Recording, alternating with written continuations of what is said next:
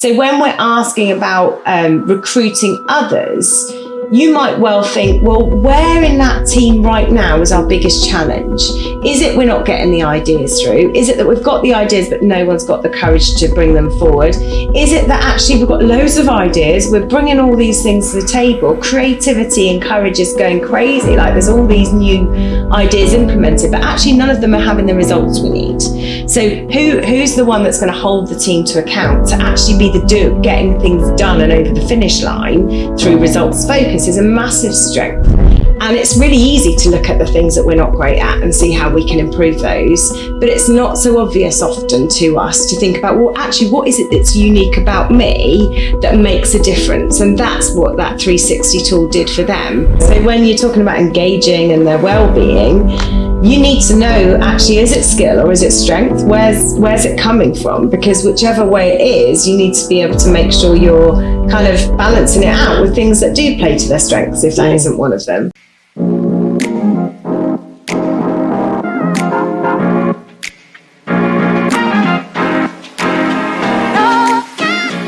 Hi, this is Chris. I'm delighted to be joined by Nicola Jackson today, who talks about everything to do with personal strengths.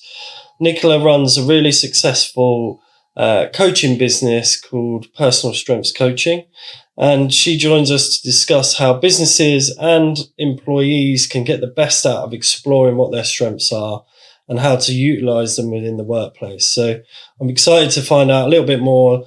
So listen and don't forget to subscribe.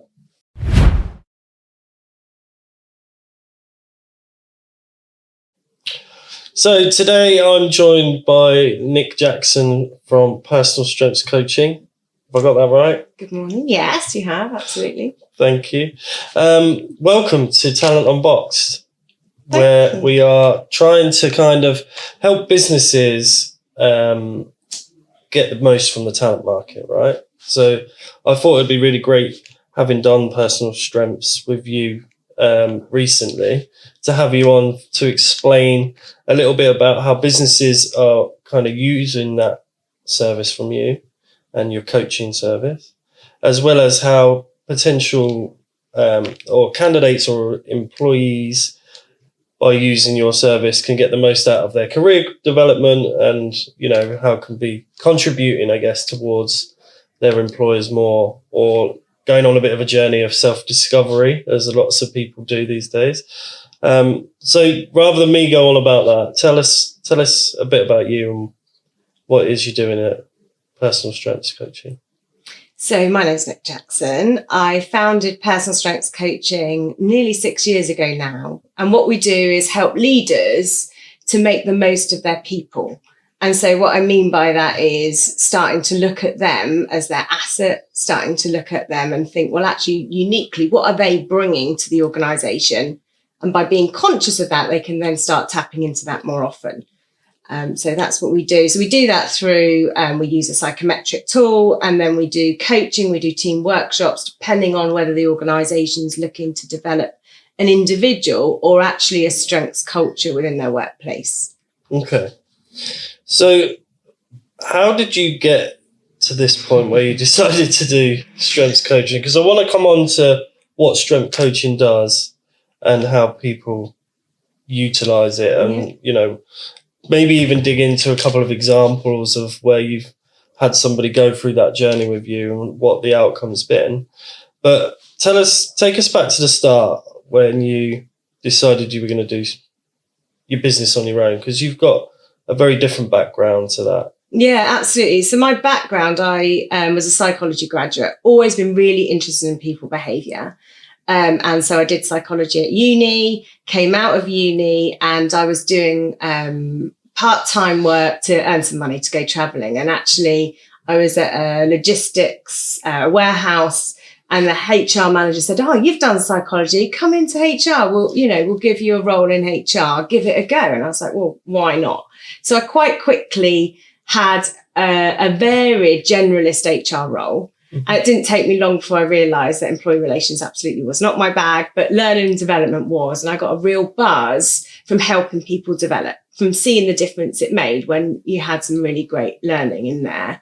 And so my HR career went on corporate-wise, 16 years. I did different roles, hospitality, most recently at Wetherspoon. So I looked after the L&D for the head office function there. And that's where I came across StrengthScope, which is a psychometric tool that we use. And it was just, it was quite a basic request from our HR director at the time. We did 360 feedback with leaders, with new leaders, with existing that were looking for development themselves. And my task was to find a 360 feedback tool that didn't leave people looking like they've been hit by a stick. Don't know if you've ever been through 360 feedback yourself. I have actually, many years ago. So it can be quite brutal. Absolutely, it can. But also quite useful. So great to get the feedback, but it needs to be done in the right way and delivered in the right way. And what we went out and my find was StrengthScope. So positive psychology approach, helping people to identify actually what it is that's really unique about them that's making a difference for them. And once they've got that, absolutely, we had feedback around how that was working for them. And I sat and delivered 360 with individuals that came in looking absolutely a little bit nervous, a little bit anxious, but went out head held high because this session had given them a real celebration of what their unique strengths were. And it's really easy to look at the things that we're not great at and see how we can improve those. But it's not so obvious often to us to think about, well, actually, what is it that's unique about me that makes a difference? And that's what that 360 tool did for them. And so that moved on then to COVID, obviously hit hospitality hard. All of my passion projects around leadership had to be paused because actually there was no budget at that point with everything going on in the world through COVID. And so at that point, I had the opportunity of voluntary redundancy. Never wanted to start my own business. Like absolutely, it wasn't on my bucket list, but I wanted to do something that I was really passionate about doing. And so I took the opportunity, took StrengthScope at the center of the business now. And now I went away and did my LM level 7. I love a bit of a qualification behind what I'm doing. That self-development for me is really important to know that I'm doing it really well. So I did my LM level 7 quite quickly. And then that proved the start of personal strengths coaching. It was all about coaching at the beginning, but we quickly moved on then to see, well, actually, this is great for individuals. But once they'd done it themselves, the next step for them was, how does that impact my team? Like, I know my strengths now, but what about my team? And so that's when we moved to looking at more behaviors around coaching workshops so that everyone can understand their strengths within the team and then bring them together to collaborate. But also, it's quite clear that if you do any kind of interaction in terms of learning, it gives you a boost initially. But the thing that comes over time with sustained momentum, sustained development, is building those habits based around it. And so that's what we're absolutely helping leaders to do, is build those within their teams so that the energy, motivation, confidence that comes from strengths, that's research that says that, we're continuing to boost that over time, because we're helping to build the habits that they can continue to use in-house. Okay. So somebody decides they want to do the strength coaching package. What does that look like? So obviously you can't just do the test and then think, oh, here's my, because it's a wheel, isn't it, with spokes coming off with different, I don't know how you describe it, but yeah, absolutely. As a visual, that's what it looks like. Yeah, a wheel is a great analogy. So the tool that I use is StrengthScope. Yeah. It was one of the first to be backed by the British Psychological Society. So for me, with my background, absolutely, I wanted that robust tool. So we take people through that. It's an online, anyone that's done psychometrics before will have been through that kind of online questionnaire. You go on, you fill it out, and then you come back and have a debrief session. And that's where really we turn the theory of the pack into the reality of, well, that's great on paper, but what does that look like for you in reality? Where do you feel the impact of that within your role? What does that look like? And so we use a bit of a coaching session really alongside that analysis of the StrengthScope report to be able to help you to see, well, what impact's that making for you now? And then the key bit is getting you proactive about, once you understand and have a focus on that, what can you do with that next? Mm-hmm. And so that's where the coaching comes in. So then we meet on Zoom. Usually most people work from home at least a day a week these days. And that's where they feel confident in having that open conversation, where they'll bring their current challenges to me. Don't know if you've ever been through coaching, Chris. Well, aside from the debrief session I've done with you, I've done a little bit of, in a previous role, I had a kind of somebody that I would lean on or be mentored by, or love it. But outside of that, not massive amounts, if I'm honest. So coaching is really about, mentoring is slightly different because that's about somebody, more of a telling relationship. But coaching is absolutely about me as coach not being able to give you the answers, because actually you have the answers far better than I do.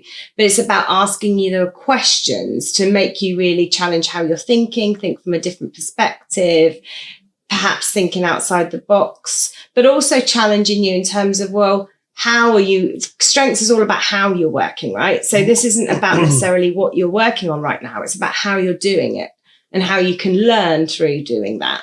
And so that's where the coaching piece comes in terms of the package that often follows with 360 if people are doing a longer term program. But then it's all about continuing to build that journey for yourself. It's not about one step and it's done. It's about, well, actually, how do those strengths pan out for you now? How can they do that in the future?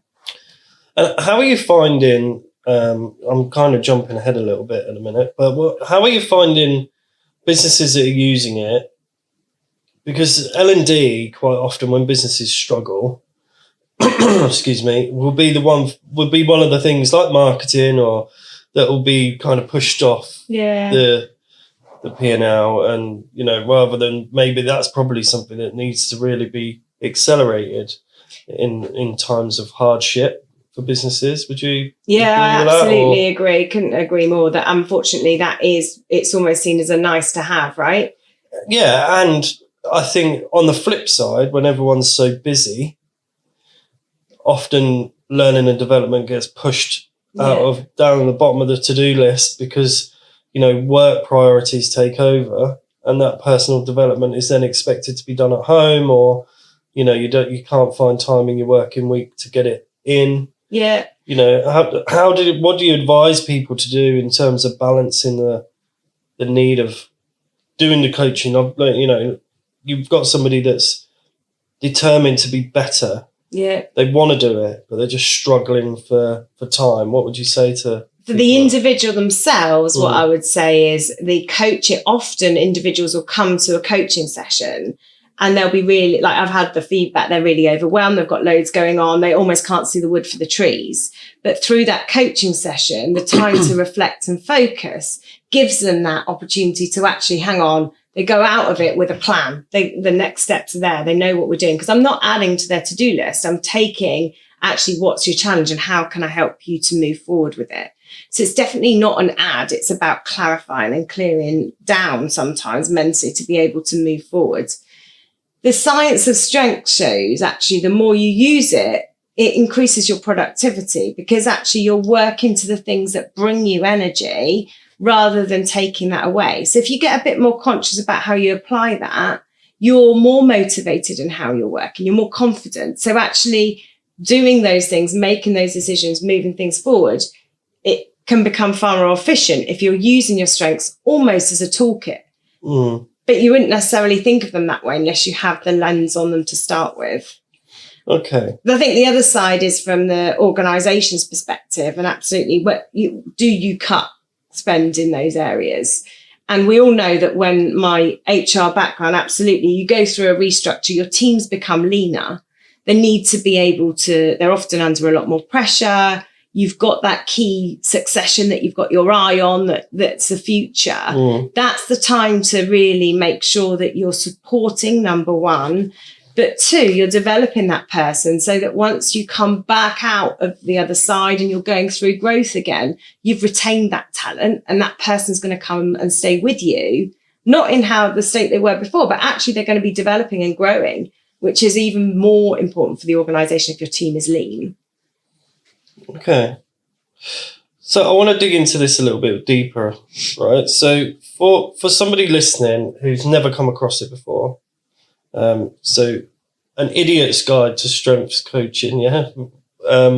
What can you break it down into a bit more detail? So obviously when people use the word strengths, you're talking about, I remember from when I did it, obviously, which wasn't actually that long ago, confidence came in, and when you imagine the wheel with the different spokes sticking off it was, this is my description.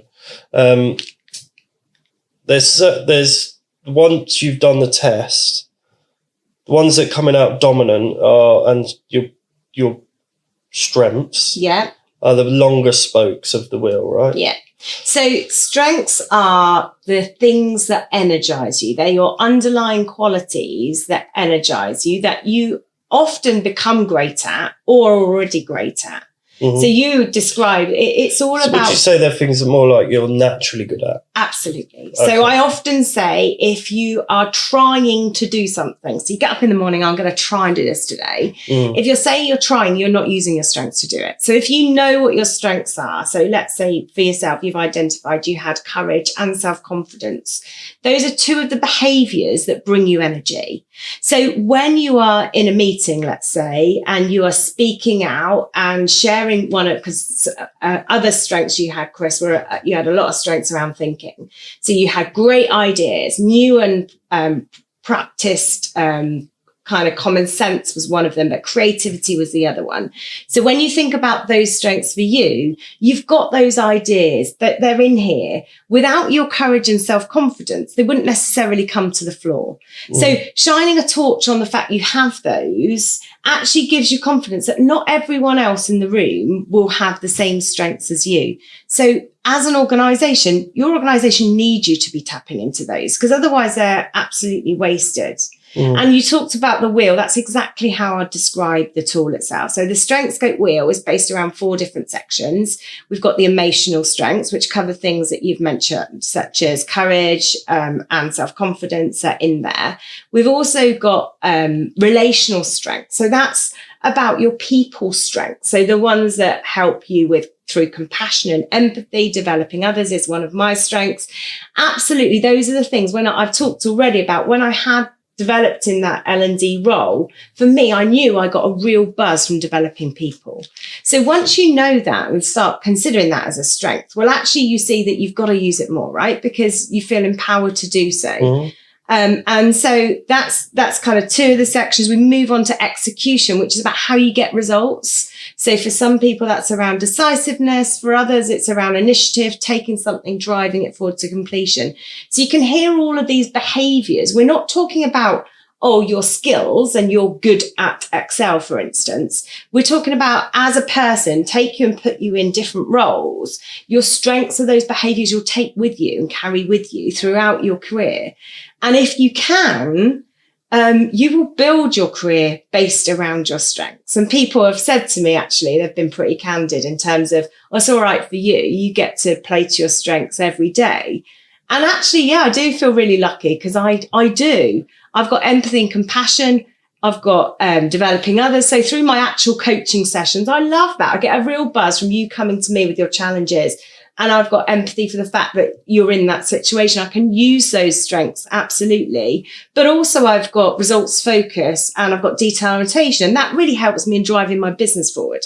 So I'm lucky, but I also get that no matter what role you're sat in, if you're a bit more conscious of what your strengths are, you can pull them through. It's not like a jigsaw and there's a certain set of strengths for a certain role.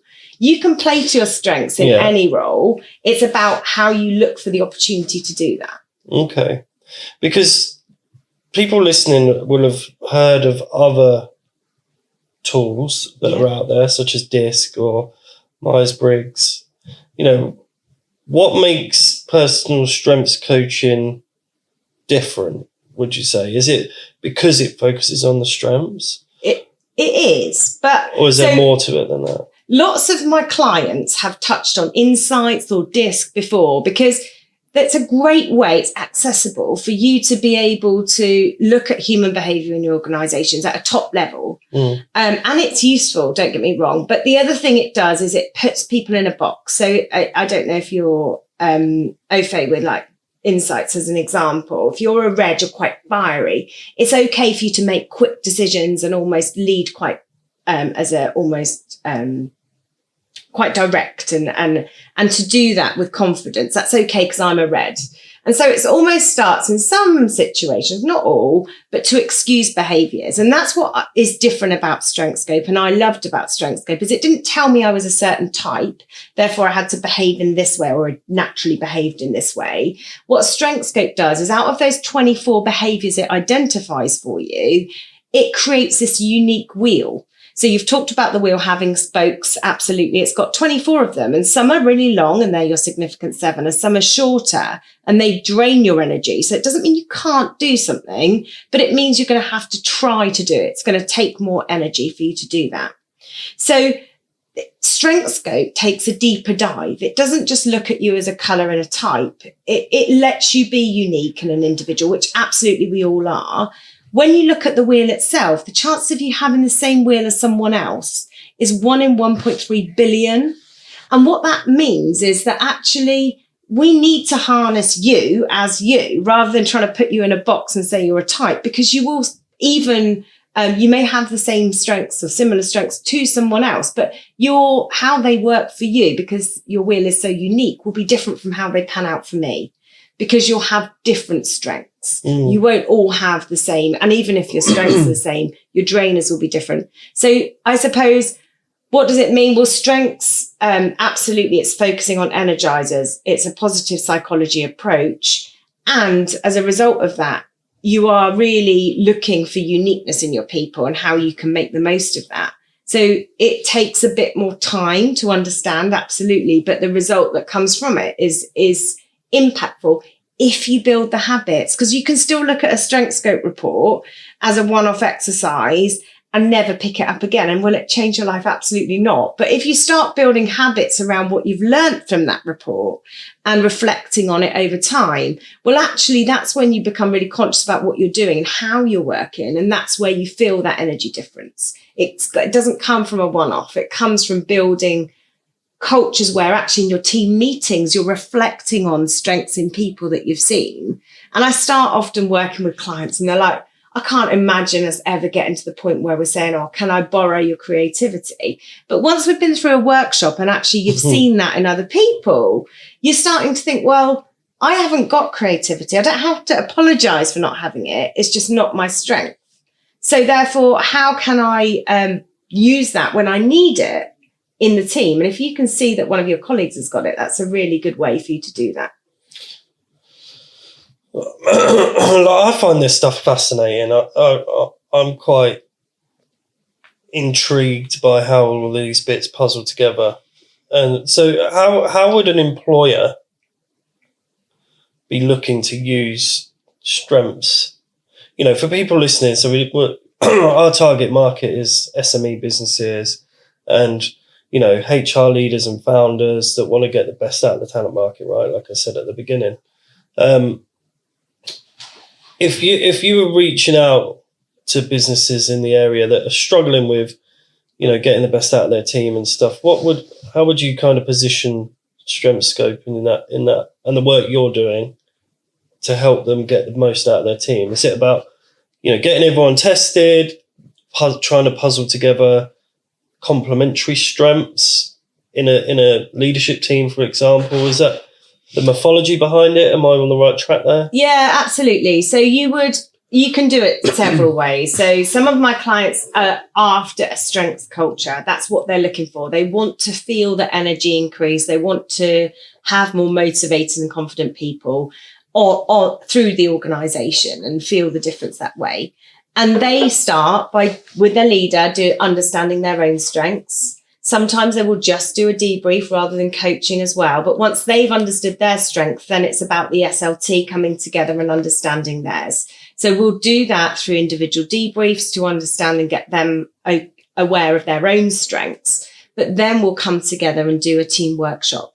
And that's where we start those conversations where we're looking at the SLT and we're thinking, as a team, these are our strengths combined. So this is where we have our advantage as a team because we have got a lot of courage. We're going to, as a SLT, push the team to take make challenges, do different things, that actually, if we didn't have courage within that SLT, we wouldn't necessarily naturally go to do that. We'd have to push ourselves more.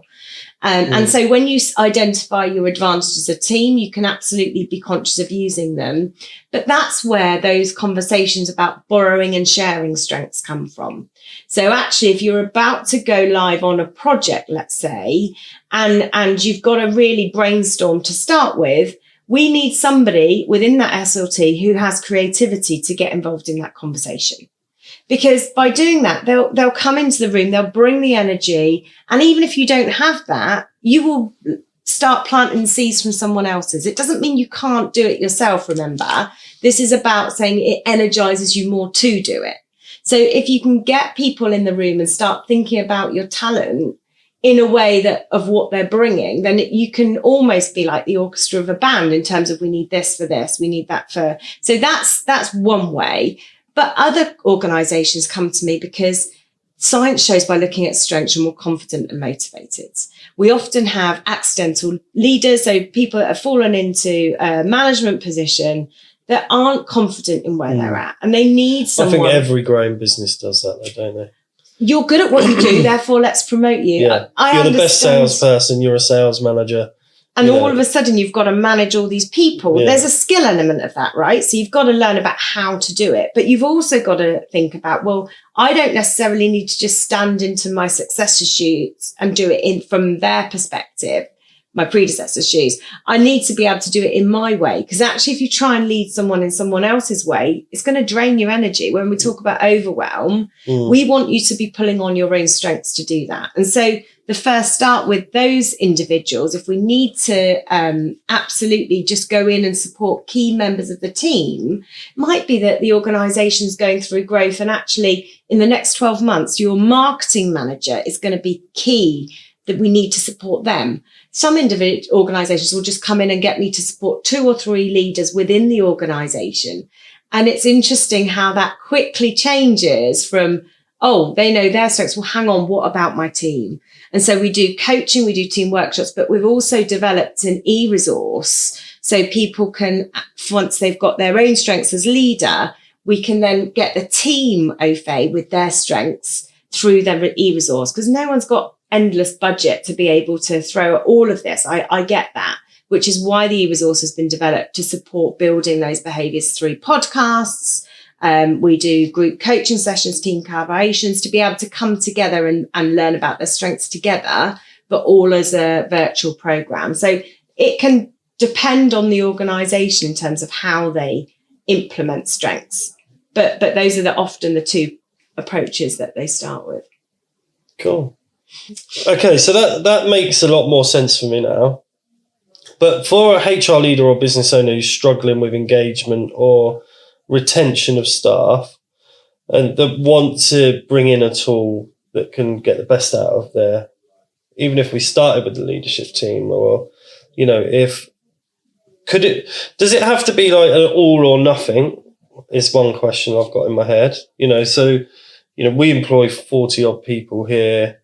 If we did it just for the leadership team, would then it be a case of, would then have to take pockets of other teams that then go through it? Or, how would you typically approach a situation where a business absolutely sees the value in working on strengths, has got a limited budget, and not a bottomless pot of money for learning and development, but want to invest in the team? How would you tell them to go about it in that situation? So in my ideal world, I would want your whole organisation to know their strengths. Mm-hmm. But I absolutely get that. That's not necessarily the situation for all in terms of budget. I would absolutely start with your leaders, because they are going to be the people that are continuing to form and grow your organisation. So get them to understand, get their own strengths, but also get them to understand the value of seeing others. And once you work through Strength Scope, you understand what each of those 24 behaviours are and what they look like. Mm-hmm. You can start to spot some of those in your people. So actually, for instance, decisiveness. It's quite visible to see when you give someone information, they can just make a decision and go for it. You will learn that through your people as you move through your relationship with them and understand your teams. So you can spot some of those strengths and do that quite informally if you can't do it through the formal strength scope tool. So start having conversations about how your people work at their best. Start spotting behaviours that you see when you really see someone buzzing at work and you see them really performing. That's when you can start spotting strengths in others. One of the things that StrengthScope does is it gives you a language to be able to use around strengths, right? If I ask you what you're good at, what brings you energy, it's quite hard just of all the vocab we have in the world to come up with some language. StrengthScope's given you that. So if you've done this with your leaders, they've almost got that language embedded. Mm-hmm. And then when you start to have those conversations, you've got the language to be able to use. So just because your leaders have done it and potentially not your wider team, doesn't mean the concept of strengths has to stop there. You can just start spotting it a bit more informally rather than using it, formally through the tool for everyone, if that's the case.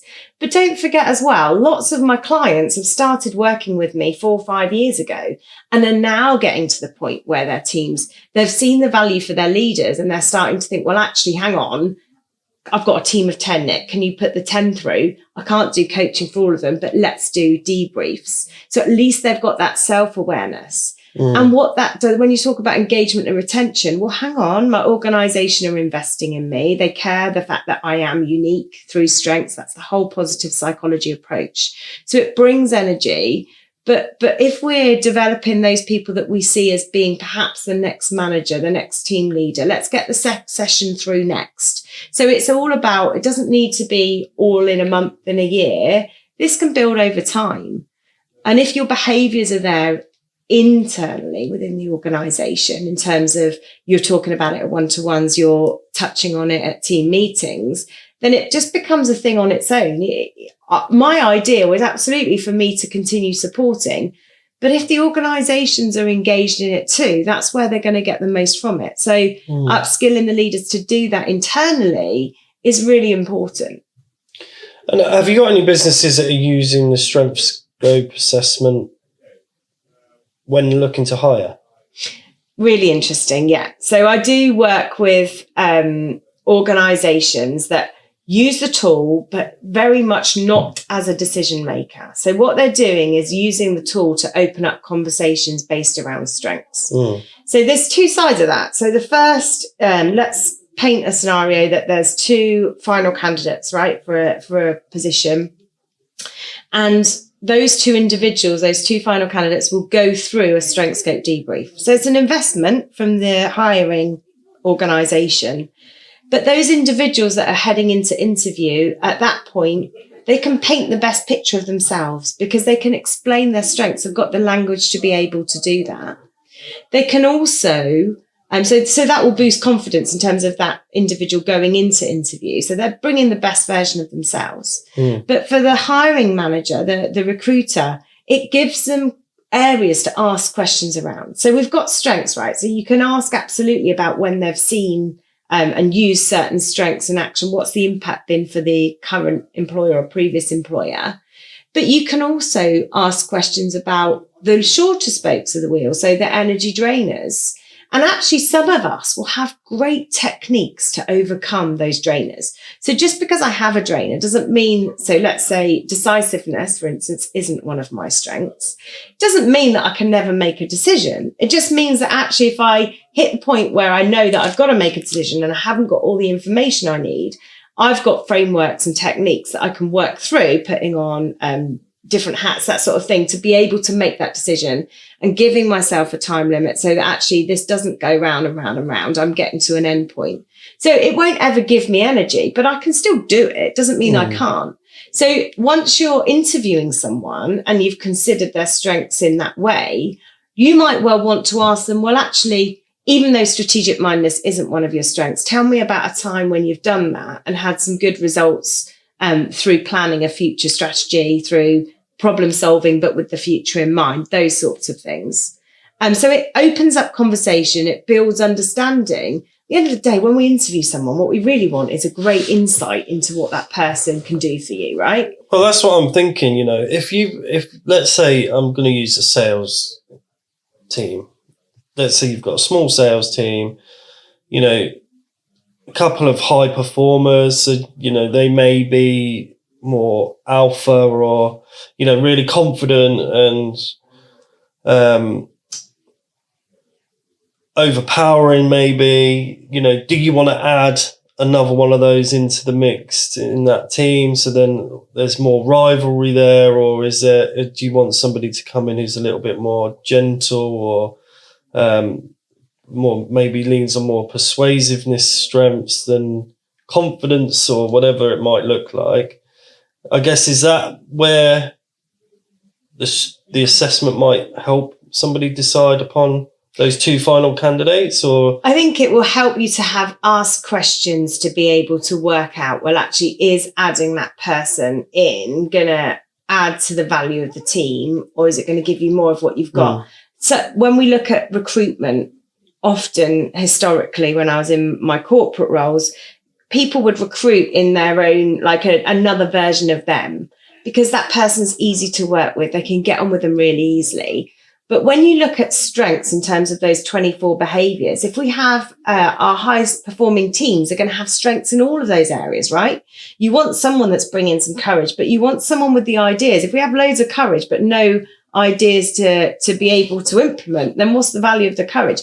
So we want to be able to have people with each spoke within your team. That's an ideal. It's not reality, but that's an ideal. So when we're asking about recruiting others, you might well think, well, where in that team right now is our biggest challenge? Is it we're not getting the ideas through? Is it that we've got the ideas, but no one's got the courage to bring them forward? Is it that actually we've got loads of ideas, we're bringing all these things to the table, creativity and courage is going crazy, like there's all these new ideas implemented, but actually none of them are having the results we need. So who's the one that's going to hold the team to account to actually be the getting things done and over the finish line through results focus is a massive strength. So you need to be able to make sure you've covered kind of as many of those bases in a small team as you can. And so thinking about, well, actually how they play together is really important. There's not, like I said, it's not a puzzle piece where this is our person, they've got the perfect strengths, let's slot them in. It's about, well, actually, what are you doing with your strengths to get an impact? And do we need some of that in our team? And so, there's analysis that works through that. We wouldn't ever use StrengthsCope on its own as a recruitment tool, but we'd use it to open up conversations. This is why I'm asking, right? So if I cast my mind back to probably 20 years ago, I went for a job interview in a business in Northampton, in recruitment. I'd done 6 years in recruitment at this point, I think, from memory. So, I kind of like to think I was fairly equipped for any recruitment role that I was going for. The first thing I did at this interview when I sat down was did a multiple choice questionnaire that they put in front of me. When I'd finished, they took it off me, went away and scanned it or faxed it to whoever it was or whatever back then. It makes me feel really old even saying that. On the results of it, said that they weren't prepared to continue the interview and I wasn't the right fit. So that's why I'm thinking, for anyone listening again, if they're considering using strengths, it's not a decision-making tool on whether taking somebody on. It's more of a guide to see, I guess if I was looking at it here, for example, and if it was for a sales team or the account management side, I want to make sure that they have certain elements of the strengths, giving them energy is what the core focus of the role looks like, but it doesn't mean they're going to be a bad employee. I think my experience of this wasn't great in that instance. And I think lots of people will have had poor experiences of using psychometrics. They do not need to be used in a way that rules out in my opinion, like absolutely my opinion, and specifically with strengths. What we're trying to do through strengths is help people work out how they work at their best. When we're interviewing people, if we don't look at how they work at their best, then actually we could get someone into that role who's got the skill, who can do it. And we've asked them all the questions at interview based around what they do in terms of their previous experience. But what we haven't asked them about is how they like to work at their best. And by shining a torch on that, when you look at performance over time, if you get a role that's more aligned to your strengths, you're going to be more energized, more confident through your role. So I don't think there's many leaders that don't want confident and motivated teams, right? They're going to be pushing the bar. They're going to be the ones that are really driving the business forward. So we want to make sure where we can have as much alignment as possible, we've got it. When we've talked to some of my clients that have done this for longer, I've started to think about, well, how do I realign tasks to people? Because if that person is in a role, but actually it isn't aligned to their strengths, but they're a great employee, they're not performing because their strengths aren't aligned to what they're doing. Why lose that employee if they've got great experience, they've got a good work ethic, they're just not a great fit for the role? We all make mistakes at recruitment, right? Why not change and merge how people are working based around their strengths? And so I think when you talk about your experience and almost not even getting an interview, if any of my clients were using StrengthScope in that way, I'd be devastated because that is absolutely not the way. I can't even remember what this one was, to be honest. Well, it doesn't matter what it is, but it doesn't need to be used as almost a right, you're in or you're out. Yeah. It needs to be used to open up conversations, to speed up that understanding your team, because we all hopefully will get there. But if this can help us speed those conversations up, why wouldn't we? Well, I know that even with my team, and obviously now I'm doing smart sourcing as my predominant focus. I've got a smaller team, and I gave them the kind of the strengths and said, on each column, pick which ones, pick the top two. I think we talked about it in my debrief, right? And it was quite an interesting exercise because it got them thinking about, okay, so, what ones actually do I think really strongly about? And I will go into that in more detail with them in their one-to-ones and say, like, why did you feel like that? And why haven't you picked this one? Because I'm noticing this in you and you haven't picked it, and is there a reason for that? So and it might be that you're noticing that in them because it's their skill and they've learnt to be very good at it, but it doesn't bring them energy. So as a line manager, you could delegate those items day in, day out because actually they're great at it. But over time, their energy is just going to be zapping because they're doing more stuff. Just despite them being good at it, they're not energized by it. So when you're talking about engaging and their well-being, you need to know, actually, is it skill or is it strength? Where's it coming from? Because whichever way it is, you need to be able to make sure you're kind of balancing it out with things that do play to their strengths, if that isn't one of them. Okay. Well, you've mentioned energy a lot in this conversation today. So you've built an e-resource platform alongside the one-to-one work you do, right? Programs, podcasts you mentioned, virtual sessions, workshops. How do you decide where to put your energy, being only one person?